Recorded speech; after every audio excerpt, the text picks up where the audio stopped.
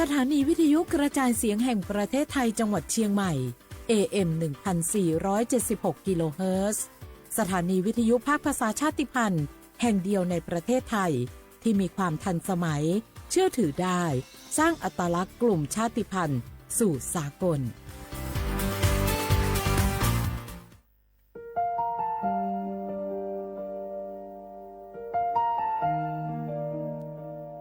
ขอน้อมเกล้าถวายอาลัยสมเด็จพระพันปีหลวงพระแม่แห่งแผ่นดินผู้ทรงเมตตาเหนือเกล้าขอพระองค์เสด็จสู่สวรรคาลัยข้าพระพุทธเจ้าข้าราชการและเจ้าหน้าที่สถานีวิทยุกระจายเสียงแห่งประเทศไทยจังหวัดเชียงใหม่กรมประชาสัมพันธ์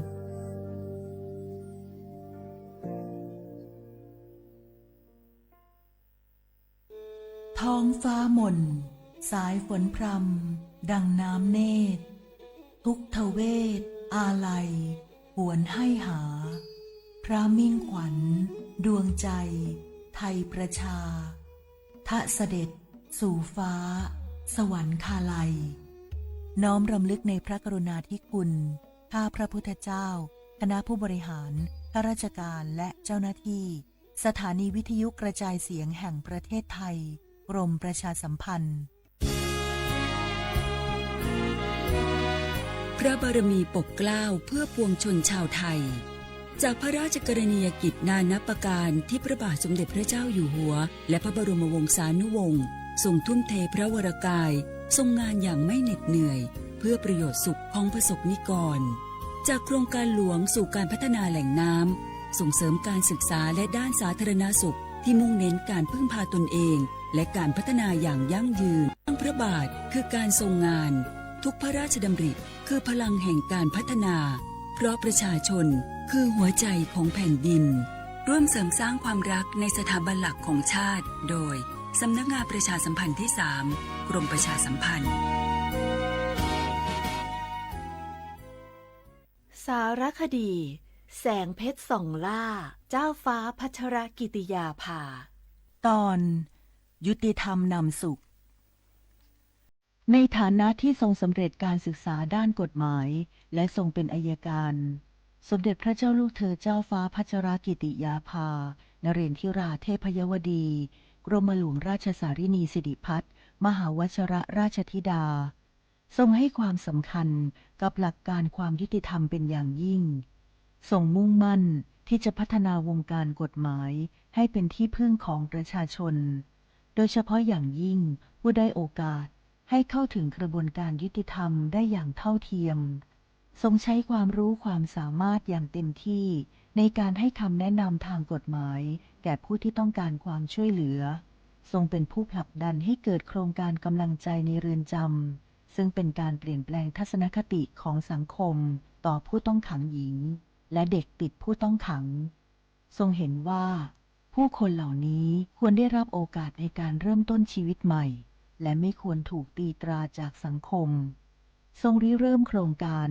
และผลักดันให้เกิดการปรับปรุงกฎหมายหลายฉบับเพื่อให้สอดคล้องกับสถานการณ์ของสังคมและคุ้มครองสิทธิของประชาชนได้อย่างแท้จริงพระองค์มีพระวิสัยทัศน์ที่กว้างไกลและทรงตระหนักถึงปัญหาในกระบวนการยุติธรรม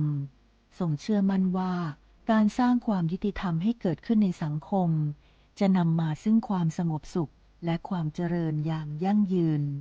ด้วยพระปรีชาสามารถด้านกฎหมายของสมเด็จพระเจ้าลูกเธอเจ้าฟ้าพัชรกิติยาภานเรนทิราเทพยวดีกรมหลวงราชสารินีสิริพัฒน์มหาวชรราชธิดาทรงนำพาความยุติธรรมสู่สังคมเพื่อช่วยเหลือผู้ได้โอกาสให้ได้มีโอกาสอย่างเท่าเทียมน้อมรำลึกถึงพระองค์พระผู้ทรงเป็นแสงแห่งความยุติธรรมในดวงใจ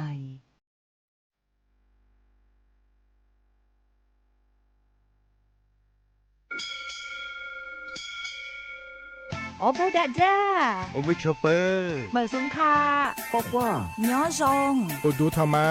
สถานีวิทยุภาษาชาติพันธุ์แห่งเดียวในประเทศไทยทันสมัยเชื่อถือได้แล้วพบกันที่สวทเชียงใหม่ AM 1,476 กิโลเฮิรตซ์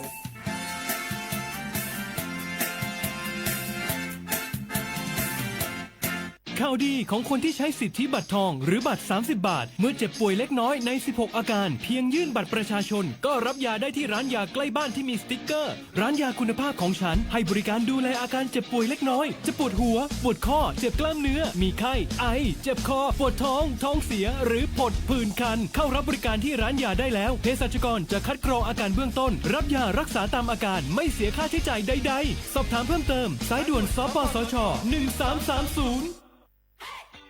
ปี้ยังไงดีเจ้า แม่น้องกำลังเข้าสู่ช่วงสูงวัยและจะดูแลเปิ้ลยังไงดีเจ้า หูก่อผู้สูงวัยเปิ้นไม่ได้เท่าเหมือนกันหมดเนอะกลุ่มติดสังคมเนี่ยว่าเปิ้นแก่แต่ใจวัยรุ่น ต้องจวนกันออกกำลังกายทำกิจกรรม เวลาปะหมู่ปะฝูงมาใดเปิ้นก็ตึงคึกคักกันกูเตือ โหอันนี้แม่น้องเลยนะ วันออกไปขายเห็ดลมที่ตูบกาดแล้ววันนี้นะเปิ้ลก็มีนัดไปที่โรงเรียนผู้สูงอายุแหมซอบอกซอบใจขนาด กลุ่มติดบ้านก็เป็นกลุ่มที่บ่ออกไปไหน ต้องแปลงบ้านให้ปลอดภัย เตียวบ่ข้องบ่เต้า มันไปพอไปกอย ดูแลเรื่องกับข้าวกับป่าจะได้มาง่อมมาเงานะ ส่วนกลุ่มสุดท้ายกลุ่มติดเตียงก็ต้องพอต้องกอยบ่ฮื้อลำหูลำตา ตึงพริกตัวทำความสะอาด ดูแลอาหารยุกยา และต้องใส่ใจเรื่องของความรู้สึกบ่ฮื้อเปิ้นรู้สึกว่าโดดเดี่ยว ฟังจะอี้ค่อยสบายใจหน่อยเจ้าขอบคุณนักๆเจ้าปี้เดี๋ยวน้องจะปิดไปดูแลแม่ก่อนนะเจ้า และจะไปลืมป่าแม่ไปตรวจสุขภาพประจำปีตัวเนอะ เจ้า ดูแลผู้สูงอายุถูกวิธีผู้สูงวัยก็ยิ้มได้ ลูกหลานก็สบายใจ ด้วยความปรารถนาดีจากสำนักงานประชาสัมพันธ์ที่ 3 กรมประชาสัมพันธ์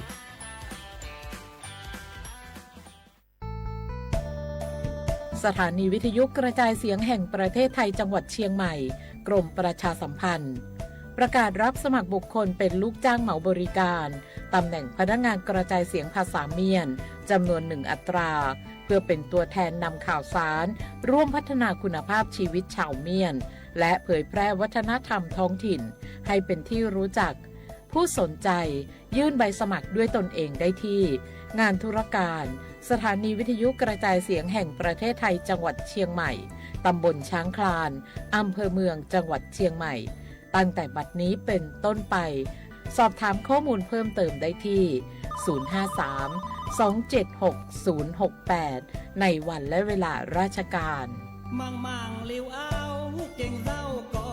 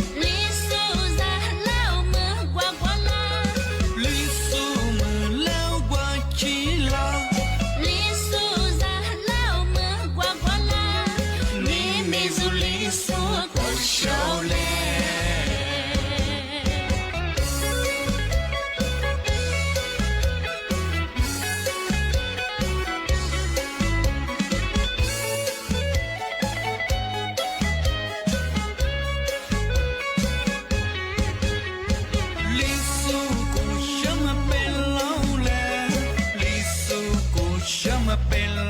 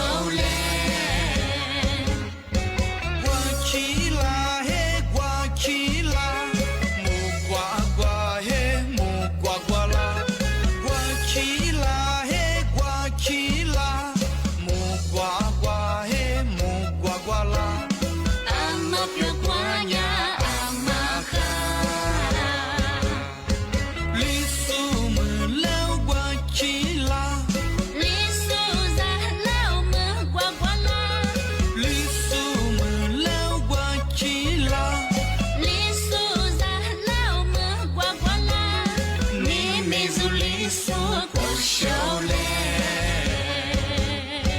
李素门了杜拉道，李素咱了杜拉道，李素门了杜拉道，李素咱了杜拉道，你民族李素过手嘞。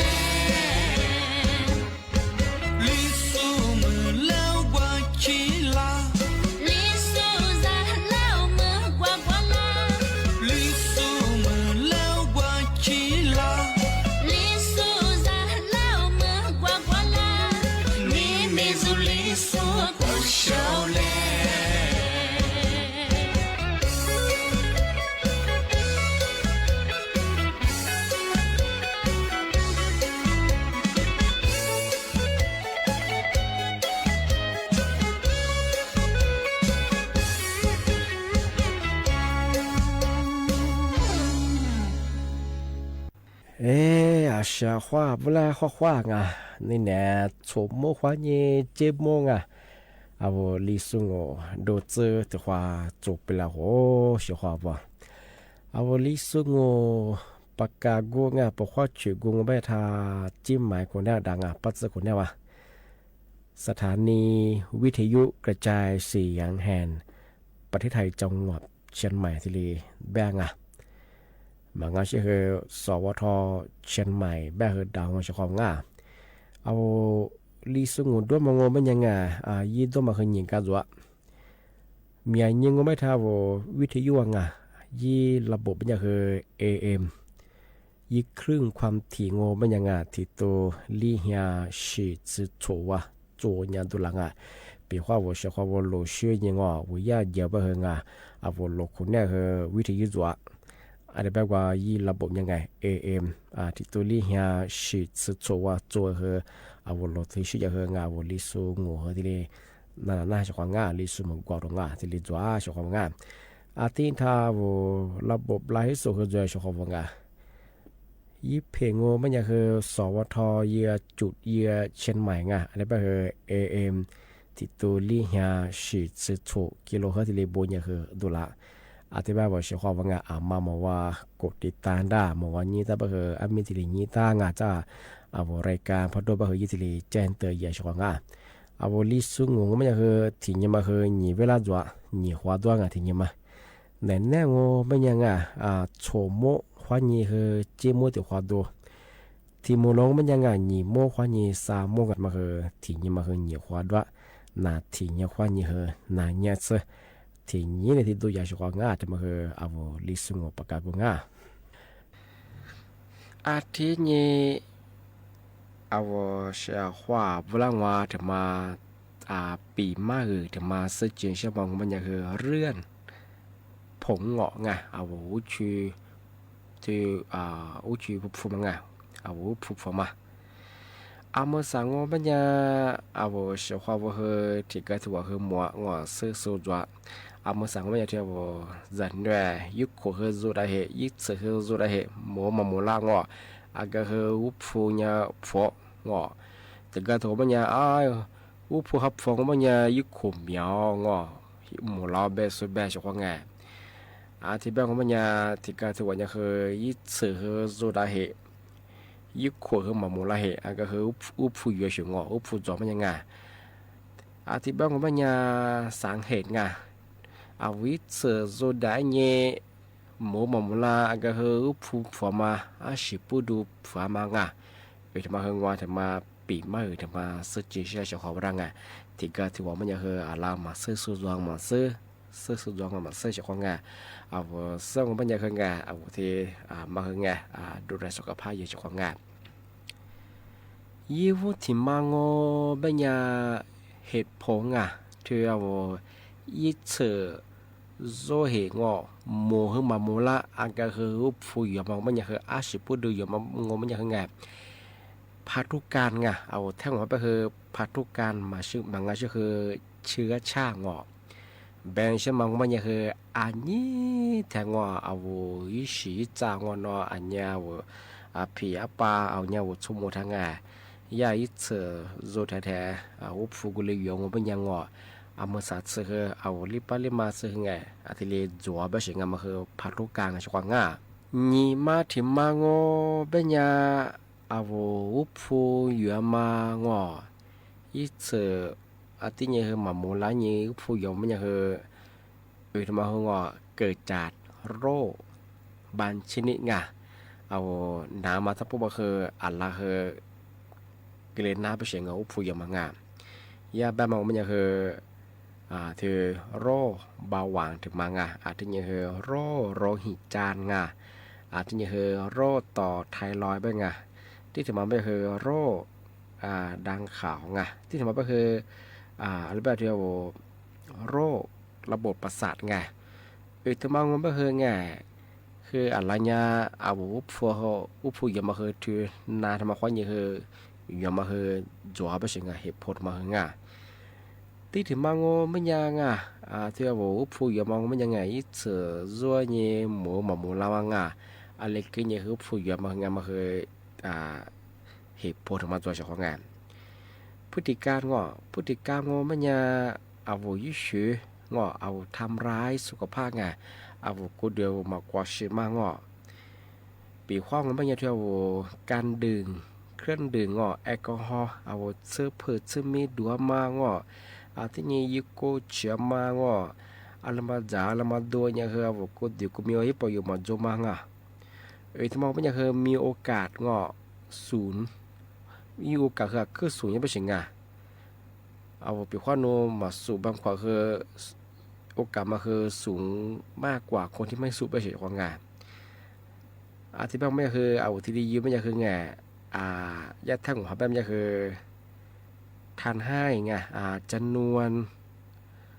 อนุมูบ้างไงอิสระเงาะบริเวณวายาวุชีวิตจีวังเพิ่มมากขึ้นไปเฉียงที่วุพูดมังที่มาคือที่นี่เอาทางให้เซลล์เงาะเซลล์ซ่านไม่เล็ดสีผงเงาะมาคือเอาวิชีมายี่จามาคือว่าปีว่ายี่สีนี่แดงมังเงาะเอาทำมาโดนเสด็จจากเสด็จมันยังคือยี่เสียมาคืออ่องแอยังไม่ใช่ไงชาเฮดก็มาโจเฉพาะไงอาจจะเป็นว่าวุฒิมาคือยาฟอร์มาคือฟุตซาไม่ใช่ไงที่จะมองมันยังคือการพักผ่อนไม่เพียงพอไงที่นี่คือจามาดัวมาคือไงอาหาร5 หมู่มาคุยมาคือไงถ้าช่วงแบบก็แบบตั้มมาคืองอที่เตรียมหมู่ว่าเต้าคือที่หมู่ว่าหนักงอจามางอจะเพียคืออาหาร5 หมู่มาคือจามาคุยไม่ใช่ไงวิตามินคืองอมีส่วนไงชิพูดก็คือวิตามินเงาวิตามิน B12 ท่าเหรียญมาคือตัวเชิงไงทอนแดงงอที่นี่คือสารกัดสีไงที่นี่คือเกี่ยวกับสุขภาพทั้งหมดไงแบงค์ชั่วโมงมันยังคือดูแลสุขภาพยังมาคือที่เหตุผลเฉพาะไงที่ว่าผู้จอมาคือเงา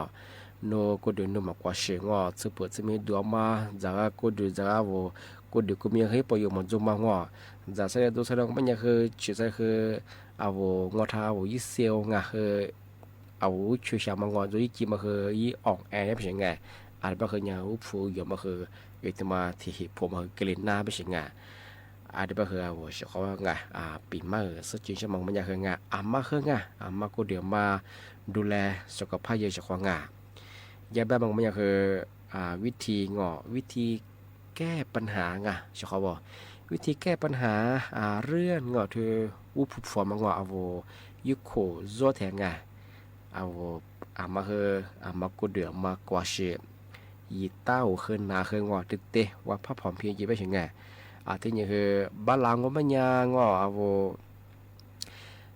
ที่ยุโกเชียมาดูมันก็ชื่อซื้อเปิดซื้อมีดวงมาว่าละมาจ่าละมาดัวละมาเชียวมันยังกูเดี๋ยวก็มีว่ายิบปอยู่เด็กก็มาจงมันยังไงมีความเสี่ยงจนยังถาโดเพื่อเฉยๆของพมันเขามันยังมันคือมีความเสี่ยงทางให้เกิดไงพวกคือวิสุทธิ์คือพวกมันคือกลิ่นหน้าเพื่อเฉยๆของที่ถึงมางมันยังคือรับประทานอาหารจ่าดัวคือกว่ายิบประโยชน์จอมาเลยขวดจ่าเพื่อเฉยๆของที่ถึงมางมันยังคืปีขว้าจะเกิดดูแลจะคือพงยังไม่คือคือว่าพดแพร่ไง หมอผ่าหมอมาไงเอาว่าโรคประจำตัวแต่ขวาเลยกับกูจะมาไงวันนี้เฮติเดกับกูนี้กะสดท้ายนี้ไปเฉพาะง่าที่บ้านมันยังไงเฉพาะง่าทำไมเฮมากูเดียมากว่าเฉเฉพาะง่าถ้าช่วงนั้นไปช่วงว่าเห็บผงแล้วเหล่าก็มันยังคือเมียนี้มันยังคืองาที่ว่าพัดทุกกาหัวนี้จั่วมางาที่ถึงมองมันยังคือเรื่องสุขภาพคืองาที่ยังคือเอากูดูก็มีสิ่งมาคัสก็คืออีกมาคือยี่เห็ดผงอุปฝนมาคือยาสารเห็ดผงที่จั่วไปเฉพาะง่าบางครั้งผมประดับสุดไปคือไงปีกว่าคนพัดทุกกากูเรียนมันดาวเว่ไปคือไงเอาพัดทุกกาอันยาเอาฟ้าป่าบ้ามาคือกูเรียนหมดจุดไปคือเสียงว่าจุดมันยังทำไมมันยังคือมีสันนิษฐานไม่พักกูเนี่ยไปคือเลื่อนสุขภาพที่ขึ้นมากว่าชีพดูห่อมาแต่กูยิงที่ถึงว่าคืออ้างว่ามีโรคประจำตัวจ่อห่อมันยังไงทำไมคือไงอะไรกิริน่าไปเสียงถ้าชีวิตมันแบบมาหิ้วว่า一次做题คืออุปฝนมันยังคือไงเหตุผลหลังมันยังคือพัฒการหนีมาถึงมันยังคือไงโรคบางชนิดไงสร้างมาถึงว่ามันคือเรื่องพฤติการสุขภาพมากว่าชีวิตเดิมมันคือที่ดีกลิ่นน้าไปสิงที่แบบมันยังไงเชื่อเขาว่ามากกว่าเดียวมากกว่าชีจำมันไงมากกว่าเดียวมากกว่าชีมันยังคือ一次คือเหมือนซะคือว่าใจเฉยๆของงานพี่ข้อโนุกดิโนมากกว่าเชื่อนกดิโนว่าสนใจมันยังคืออาจารย์น่าจะภาษาจุดไม่โฮมยังคืองานยุคโคคือมันจะหมอจ่าจะไปคืองาซื้อชดซื้อไปคือหนาวไปชิเจไปคือจะงาขึ้นหนาวไปคือเสียสิ่งเปรี้ยวเสียของงานไปคือมากกว่าเดียวมาเนียวมันยังคือไงจุกกว่าเสียงเสียของงาน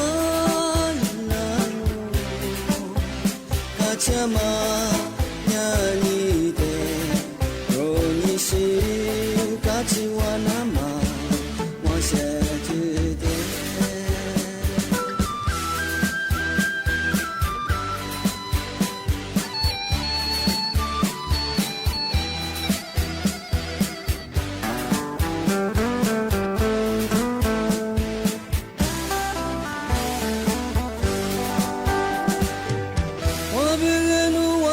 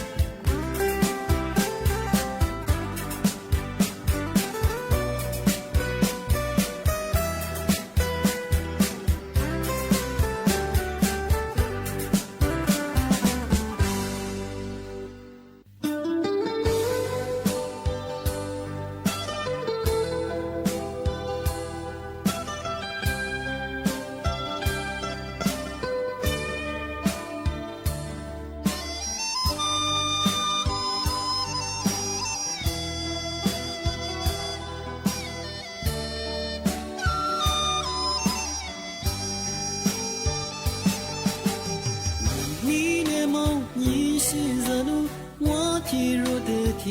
可可家了。路撒花，你们马到，你马苦花绿在沙罗流。阿姆天我是那里，阿里贝斯塞德巴拉拉。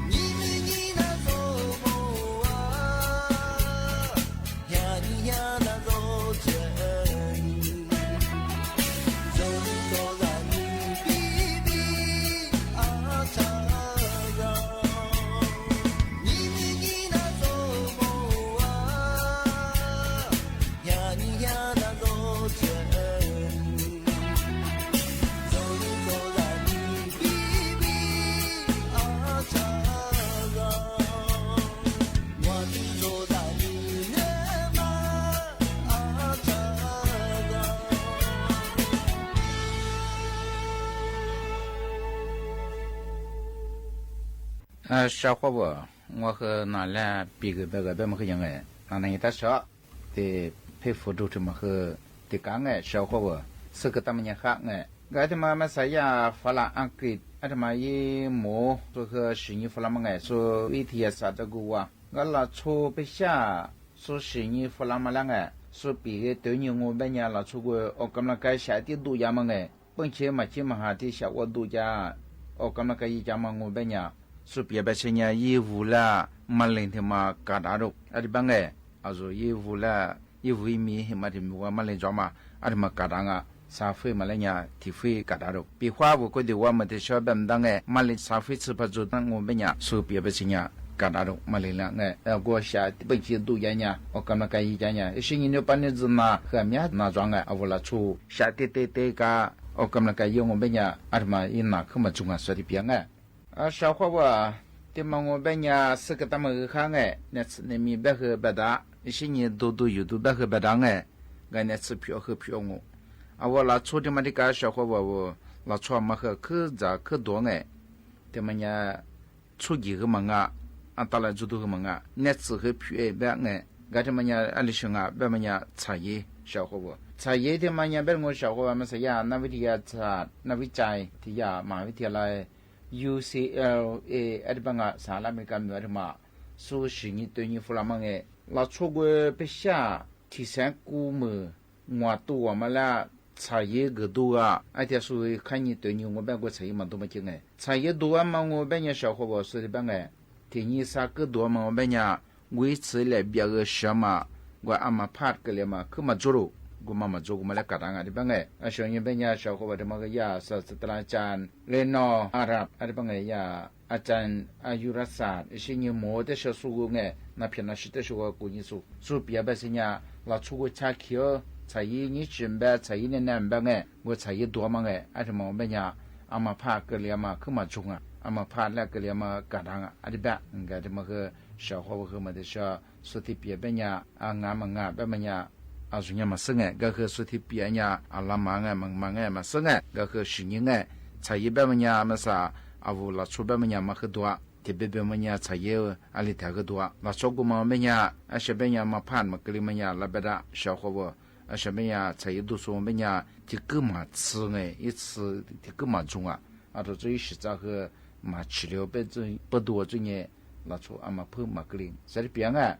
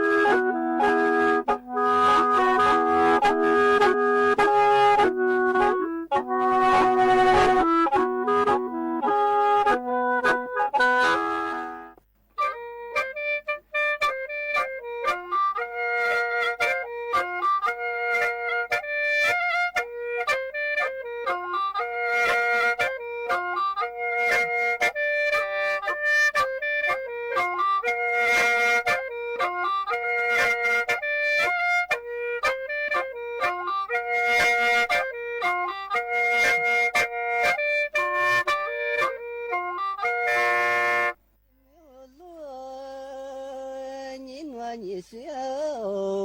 呀阿咋别么呢？天天写着一天面，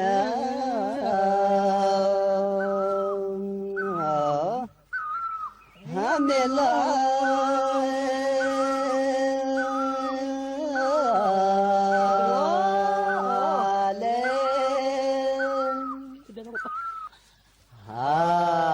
你这天面我老了，也是子你是天嘛那，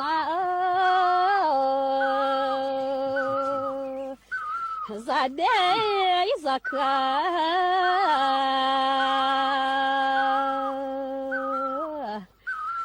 做的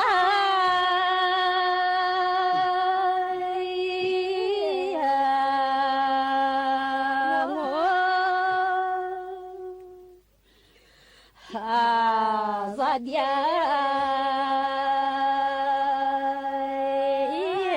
咋对的我。一天是也俺们你学走啊，就这个天天写字一就这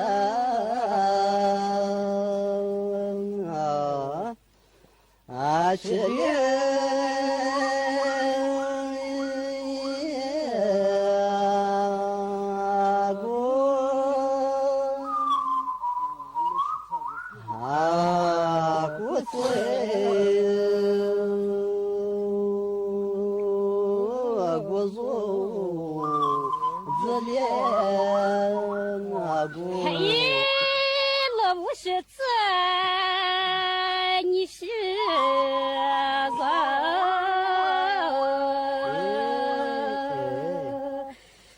你是的，你是啥一副表？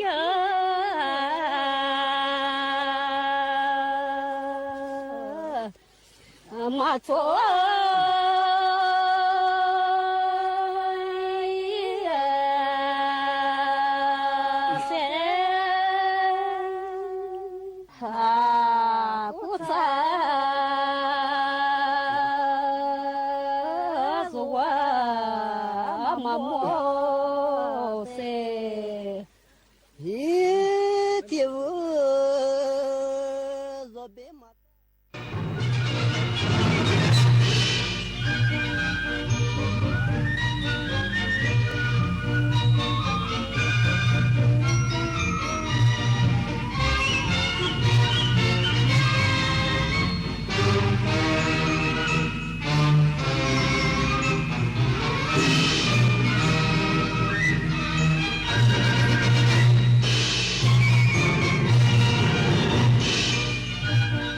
ที่นี่สถานีวิทยุกระจายเสียงแห่งประเทศไทยต่อไปเสนอข่าวซึ่งมีหัวข้อข่าวดังนี้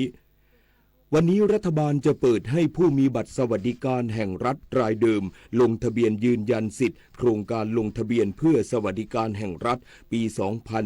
2569 เป็นวันสุดท้าย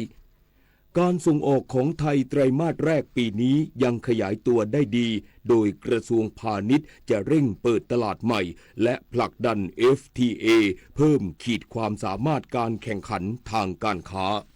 รองประธานาธิบดีสหรัฐออกเดินทางไปยังสวิตเซอร์แลนด์เพื่อเข้าร่วมการเจรจาสันติภาพรอบใหม่กับอิหร่านทีมวอลเลย์บอลหญิงทีมชาติไทยเอาชนะแคนาดา 3-1 เซตเก็บชัยนัดที่ 2การแข่งขันวอลเลย์บอลหญิงเนชั่นลีก 2026 ต่อไปเป็นรายละเอียดของข่าววันนี้รัฐบาลจะเปิดให้ผู้มีบัตรสวัสดิการแห่งรัฐรายเดิมลงทะเบียนยืนยันสิทธิ์โครงการลงทะเบียนเพื่อสวัสดิการแห่งรัฐปี 2569 เป็นวันสุดท้ายการเปิดรับลงทะเบียนยืนยันสิทธิ์โครงการลงทะเบียนเพื่อสวัสดิการแห่งรัฐที่เปิดให้ดำเนินการตั้งแต่วันที่ 4 มิถุนายนที่ผ่านมาซึ่งวันนี้จะเป็นวันสุดท้าย ที่เปิดให้ผู้มีบัตรสวัสดิการแห่งรัฐรายเดิมเข้ามายืนยันสิทธิ์ภายในเวลา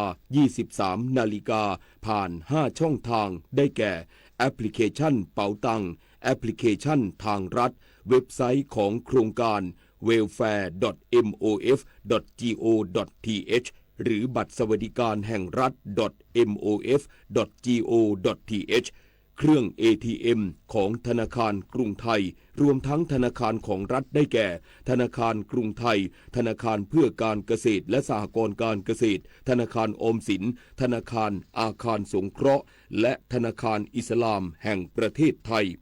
สำหรับขั้นตอนหลังจากปิดลงทะเบียนแล้วกระทรวงการคลังจะคัดกรองคุณสมบัติผู้ถือบัตรและผู้สมัครรายใหม่ทั้งหมดตามเกณฑ์ที่กำหนดโดยจะประกาศผลการตรวจสอบคุณสมบัติของผู้ลงทะเบียนยืนยันสิทธิ์ทั้งรายเดิมและกลุ่มผู้ตกสำรวจที่ลงทะเบียนโดยกระทรวงมหาดไทยในวันที่ 17 กรกฎาคมนี้การส่งออกของไทยไตรมาสแรกปีนี้ยังขยายตัวได้ดีโดยกระทรวงพาณิชย์จะเร่งเปิดตลาดใหม่และผลักดัน FTA เพิ่มขีดความสามารถการแข่งขันทางการค้าควบคู่มาตรการไทยช่วยไทยดูแลค่าครองชีพช่วย SME ให้เข้าถึงตลาดมากขึ้นนางสุภจี สุธรรมพันธ์รองนายกรัฐมนตรีและรัฐมนตรีว่าการกระทรวงพาณิชย์เปิดเผยว่าภาพรวมการส่งออกของไทยในช่วงไตรมาสแรกปีนี้ยังคงขยายตัวได้ดีและเป็นสถิติที่น่าพอใจโดยเฉพาะในหมวดสินค้าเกษตรที่กลับมาเติบโตอย่างโดดเด่น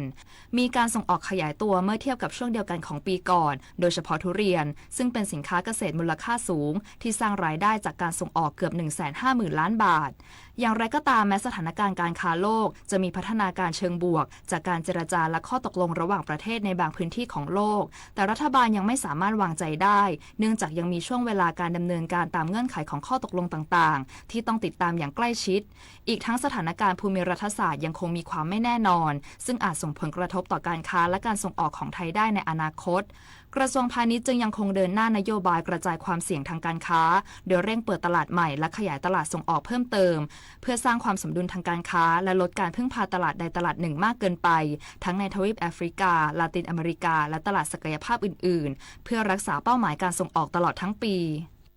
เรื่องของตลาดส่งออกที่เรามีความเป็นกังวลก็คงยังจะต้องรุกเปิดตลาดใหม่เพื่อให้ความสมดุลมากขึ้นเช่นข้าวเนี่ยค่ะในช่วงต้นปีที่ผ่านมาพอมีปัญหาเรื่องสถานการณ์ไม่สงบที่ตะวันออกกลางเราก็ส่งข้าวไปที่ตะวันออกกลางอย่างประเทศอิรักไม่ได้ตรงๆเราก็ต้องส่งผ่านไปทางตุรกีแต่ว่าการที่ส่งไปทางนั้นเนี่ยก็ได้ปริมาณไม่มากเท่าเพราะฉะนั้นเนี่ยเราก็เลยต้องเร่งหาตลาดใหม่อย่างถ้าเป็นข้าวเนี่ยเราก็ดูตลาดที่แอฟริกาใต้เพิ่มเติมลาตินอเมริกาเพิ่มเติมแล้วก็ตลาดอื่นๆเพื่อทำให้เป้าที่เราจะต้องการทำทั้งปียังเป็นไปตามที่เราตั้งใจเอาไว้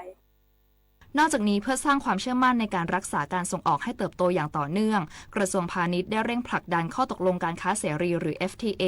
และพิธีสารรวม5ฉบับซึ่งรัฐสภามีมติเห็นชอบไปแล้วเมื่อวันที่ 17 มิถุนายนที่ผ่านมาได้แก่ FTA ไทยกับสมาคมการค้าเสรีแห่งยุโรปหรือ EFTA FTA ไทยภูฏาน FTA อาเซียนจีนความตกลงการค้าสินค้าของอาเซียนและพิธีสารแก้ไขความตกลงมาราเกสเมื่อวันพุธเราได้นำเอา FTA แล้วก็พิธีสารเข้าในรัฐสภาสมัยร่วมระหว่างสภาผู้แทนราษฎรแล้วก็สภาวุฒิสมาชิกในการดูทั้งหมด5พิธีสารด้วยกันมีทั้ง EFTA มีทั้งภูฏานมีการยกระดับในเรื่องของอาเซียนด้วยกันเองคืออาปิก้าการยกระดับในเรื่องของอาเซียนกับจีนแล้วก็มีในเรื่องของการเข้าร่วมตกลงข้อตกลงในเรื่องของพิธีสารของมาราเกสก็เป็นการเตรียมความพร้อมไม่ว่าจะเกิดอะไรขึ้นเราก็ต้องมั่นใจว่าเราสามารถจะยังทำตลาดส่งออกให้มีการเจริญเติบโตอย่างต่อเนื่องให้ได้เต็มที่ค่ะสำหรับแนวโน้มราคาน้ำมันเชื้อเพลิงนางสุภจีกล่าวว่าแม้จะมีทิศทางลดลงแต่ต้องใช้เวลาอีกระยะกว่าจะกลับสู่ภาวะปกติเนื่องจากสถานการณ์ในตะวันออกกลางส่งผลกระทบอย่างมากต่อแหล่งผู้ผลิตซึ่งไทยยังต้องพึ่งพาโครงสร้างพื้นฐานน้ำมันจากตะวันออกกลางโดยต้นทุนน้ำมันที่เคยสูงส่งผลต่อต้นทุนสินค้านำเข้าในปัจจุบันที่มีผลต่อค่าครองชีพทั้งนี้กระทรวงพาณิชย์ได้ดำเนินโครงการไทยช่วยไทยและไทยช่วยไทย plus เพื่อดูแลค่าครองชีพประชาชนพร้อมทั้งมุ่งเน้นการยกระดับ SME และผู้ประกอบการรายเล็กทั่วประเทศให้มีพื้นที่จำหน่ายสินค้ามากขึ้นโดยพบว่าตั้งแต่เดือนพฤษภาคมเป็นต้นมามีผู้ประกอบการ SME เข้าร่วมโครงการเพิ่มขึ้นอย่างต่อเนื่องสะท้อนถึงความสำเร็จของมาตรการที่ไม่เพียงช่วยดูแลค่าครองชีพประชาชนแต่ยังช่วยสร้างโอกาส กาสทางการตลาดและเพิ่มรายได้ให้แก่ผู้ประกอบการไทยควบคู่กันไปปุริมปัสโสภาภาครายงานกระทรวงเกษตรและสหกรณ์เตรียมปรับมาตรการควบคุมการขนย้ายยางพาราป้องกันการลักลอบนำเข้ายางก้อนถ้วยยางเครปยางแผ่นดิบและยางแผ่นรมควันเพื่อรักษาเสถียรภาพราคายางในประเทศนายสรวุฒิเนื่องจำนงเลขานุการรัฐมนตรีว่าการกระทรวงเกษตรและสหกรณ์เปิดเผยว่าจากการหารือกับภาคเอกชนเพื่อทบทวนและปรับปรุงมาตรการควบคุมการขนย้ายยางบริเวณชายแดน5จังหวัดได้แก่ตากกาญจนบุรีประจวบคีรีขันธ์ระนองและเชียงรายได้มีข้อพิจารณา3แนวทางได้แก่การยกเลิกเขตควบคุมทั้ง5จังหวัดการยกเลิกเฉพาะอำเภอเมืองจังหวัดประจวบคีรีขันธ์ซึ่งเกี่ยวข้องกับเส้นทางโลจิสติกส์จากภาคใต้และแนวทางที่เห็นว่าเหมาะสมที่สุดคือการปรับมาตรการเข้มงวดเฉพาะสินค้ายางที่มีความเสี่ยงสูงต่อการลักลอบนำเข้า4ชนิดได้แก่ยางก้อนถ้วยยางเครปยางแผ่นดิบและยางแผ่นรมควันในทุกด่านที่เกี่ยวข้องขณะที่ยางที่สามารถตรวจสอบย้อนกลับได้และมีความเสี่ยงต่ำเช่นยางแท่งน้ำยางสดน้ำยางข้นและยางแปรรูปบางประเภทจะมีการกำกับดูแลตามความเหมาะสมเพื่อลดภาระที่ไม่จำเป็นต่อผู้ประกอบการโดยยังคงหลักการสำคัญคือการป้องกันยางเถื่อนและรักษาผลประโยชน์ของเกษตรกรทั้งนี้กรมวิชาการเกษตรจะเร่งจัดทำร่างแนวทางปรับปรุงประกาศพร้อมเปิดรับฟังความคิดเห็นก่อนนำเข้าสู่กระบวนการพิจารณาออกเป็นประกาศกระทรวงตามขั้นตอนโดยระหว่างนี้มาตรการเดิมยังมีผลบังคับใช้และในทางปฏิบัติยังคงตรวจเข้มสินค้ายางกลุ่มเสี่ยงสูงอย่างต่อเนื่องการไฟฟ้าฝ่ายผลิตแห่งประเทศไทยยกระดับโครงสร้างพื้นฐานด้านพลังงานรองรับความต้องการใช้ไฟฟ้าเพิ่มในอนาคตมุ่งผลักดันไทยเป็นศูนย์กลางการลงทุน Data Center นายนรินทร์ เผ่าวณิชผู้ว่าการไฟฟ้าฝ่ายผลิตแห่งประเทศไทยหรือกฟผ.ร่วมเสวนาพิเศษภายในงาน Earth Jump 2026 โดยกล่าวว่า Data Center เป็นโครงสร้างพื้นฐานเชิงยุทธศาสตร์สำคัญที่จะดึงดูดการลงทุนด้านธุรกิจดิจิทัลอื่นๆปัจจุบันภาครัฐอยู่ระหว่างกำหนดเงื่อนไขการลงทุน Data Center เพื่อสร้างมูลค่าเพิ่มให้กับประเทศทั้งนี้ในมุมมองของกฟผ.มี3ปัจจัยสำคัญที่จะต้องคำนึงเพื่อรองรับการเข้ามาของ Data Center ซึ่งกฟผ.มีความพร้อมรองรับได้แก่ด้านคุณภาพไฟฟ้าประเทศไทยนับว่ามีระบบไฟฟ้าที่มีความเสถียรที่สุดในเอเชียส่วนด้านความเพียงพอของระบบไฟฟ้ากฟผ.ได้ยกระดับโครงสร้างพื้นฐานด้านพลังงานโดยพัฒนาและเพิ่มประสิทธิภาพระบบส่งไฟฟ้าในภาคตะวันออกนำร่องแล้ว3พื้นที่สามารถจ่ายไฟฟ้าเพิ่มได้550เมกะวัตต์อีกทั้งมีแผนที่จะขยายระบบส่งไฟฟ้าเพิ่มเติมในอนาคตและด้านความยั่งยืนในการจ่ายไฟฟ้าสีเขียวให้กับ Data Center ได้อย่างต่อเนื่องโดยกฟผ.ได้ยกระดับระบบไฟฟ้าสู่การเป็นGrid Modernization รองรับการเพิ่มขึ้นของพลังงานหมุนเวียนทั้งนี้กฟผ.มั่นใจว่าระบบไฟฟ้าไทยพร้อมรองรับการลงทุนในธุรกิจ Data Center พร้อมเดินหน้ายกระดับโครงสร้างพื้นฐานด้านพลังงานรองรับความต้องการใช้ไฟฟ้าเพิ่มในอนาคตกรุงเทพมหานครพร้อมอำนวยความสะดวกประชาชนออกไปใช้สิทธิ์เลือกตั้งผู้ว่าราชการกรุงเทพมหานครและสมาชิกสภากรุงเทพมหานครในวันอาทิตย์ที่ 28 มิถุนายนนี้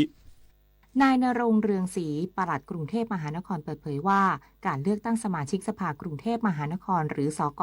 และผู้ว่าราชการกรุงเทพมหานครขณะนี้ภาพรวมการดำเนินงานในทุกส่วนมีความพร้อมโดยกรุงเทพมหานครได้จัดอบรมคณะกรรมการประจำหน่วยเลือกตั้งทั้ง 6,628 หน่วยเพื่อให้เสร็จสิ้นทั้ง50เขตภายในวันนี้มุ่งเน้นให้เจ้าหน้าที่ประจำหน่วยทุกคนมีความรู้ความเข้าใจในขั้นตอนการปฏิบัติงานอย่างแม่นยำสามารถดำเนินการได้อย่างถูกต้องตามกฎหมายสุจริตโปร่งใสและเป็นธรรม นอกจากนี้กรุงเทพมหานครยังบริหารจัดการพื้นที่เพื่ออำนวยความสะดวกและลดความแออัดของประชาชนผู้มาใช้สิทธิ์เลือกตั้งโดยในบางเขตมีจำนวนผู้มาใช้สิทธิ์หนาแน่นต่อหน่วยค่อนข้างสูงได้มีการพิจารณาปรับเปลี่ยนและย้ายสถานที่ตั้งหน่วยเลือกตั้งให้เหมาะสมรวมทั้งเตรียมความพร้อมรับมือสถานการณ์ฉุกเฉินในช่วงฤดูฝนอย่างรัดกุมเพื่ออำนวยความสะดวกให้แก่ประชาชนที่จะเดินทางมาใช้สิทธิ์เลือกตั้งในวันอาทิตย์ที่ 28 มิถุนายนนี้ตอนนี้ทางเขตเนี่ยเราก็มีการอบรมคณะกรรมการประจำหน่วย 6,628 หน่วยทั่วกรุงเทพมหานครก็ใช้คนเกือบแสนทั้งหมดเลยแล้วก็ค่อนข้างเยอะนะครับเราก็เลยตอนนี้ก็มาดูเรื่องของความพร้อมด้วยในทุกๆส่วนณวันนี้ก็มีการอบรมนะครับในเรื่องของคนเจ้าหน้าที่ที่ประจำหน่วยเลือกตั้งเนี่ยนะครับให้มีความเข้าใจมีความรู้มีขั้นตอนในการดำเนินการต่างๆนะครับให้ถูกต้องตามกฎหมายแล้วก็สุจริตโปร่งใสแล้วก็เป็นธรรมในส่วนนี้สำหรับการเลือกตั้งครั้งนี้มีจำนวนผู้มีสิทธิ์เลือกตั้งผู้ว่าราชการกรุงเทพมหานครทั้งสิ้น 4,428,736 คนและมีผู้มีสิทธิ์เลือกตั้งสก.จำนวน 4,384,713 คนโดยมีกลุ่มผู้มีสิทธิ์เลือกตั้งครั้งแรกที่จะออกมาร่วม